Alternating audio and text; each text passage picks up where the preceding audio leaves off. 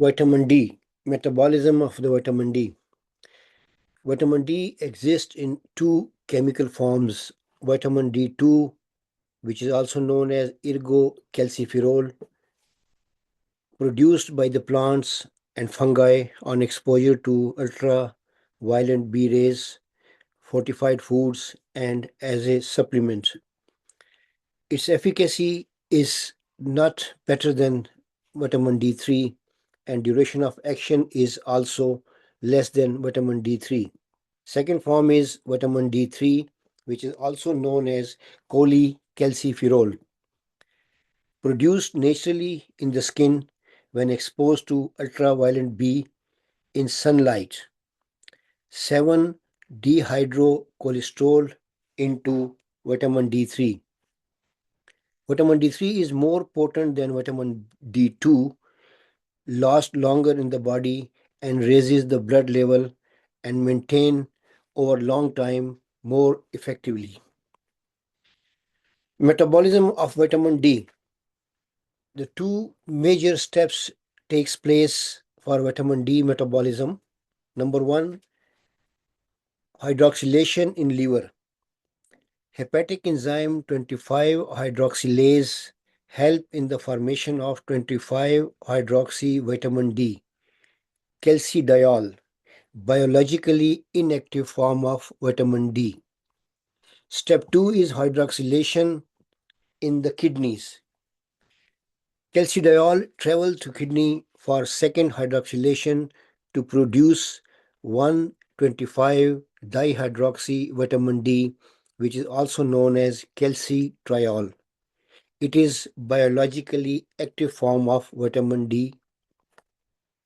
Synthesis and regulation of the calcitriol, which is active form of vitamin D. This is the crunch slide. If we understand this slide, we will know all the metabolism steps of vitamin D.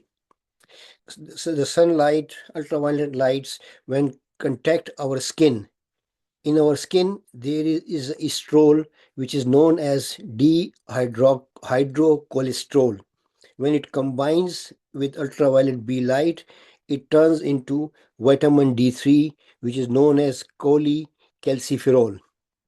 Similarly, if you see here, vitamin D3 we get from the skin and vitamin D2 we get from the food. So these vitamin D2 and D3 undergoes the first hydroxylation in the liver, which is converted into 25 hydroxy cholecalciferol, which is also known as calcidiol. And then for the second hydroxylation, it goes to the kidney, where under the influence of vitamin D, 1 alpha hydroxylase, it is converted into 125 hydroxy cholecalciferol, which is also known as calcitriol, and it is active form of vitamin D. If you see here, we'll explain later on in the lecture also that it is controlled. The vitamin D 1 alpha hydroxylase enzyme is controlled by the serum phosphate level and serum calcium level under the influence of parathyroid hormone, which we'll discuss later on. But this is the crunch slide. If you understand this, the two hydroxylations and two forms of vitamin D, and active form, inactive form, and active form. So this is the crunch slide. What stimulate the calcitriol regulation? Serum calcium and parathyroid hormone levels. Decreased calcium level can directly stimulate the 25 hydroxy vitamin D to calcitriol through the action of parathyroid hormone. And second is the serum phosphate level. Low phosphate level can also promote the calcitriol synthesis. An increased phosphate level inhibit the production of the calcitriol through fibroblast growth factor 23, which is also known as FGF23. And we have seen in the previous slide that if the serum level of the phosphate is more, then it is an inhibitory effect. Where if the serum phosphate level is low, then it is the excitatory effect. So these two systems regulate the production of the calcitriol. Number 3, the renal function. Adequate kidney function is essential for production of calcitriol. impaired kidney function can lead to the decreased synthesis.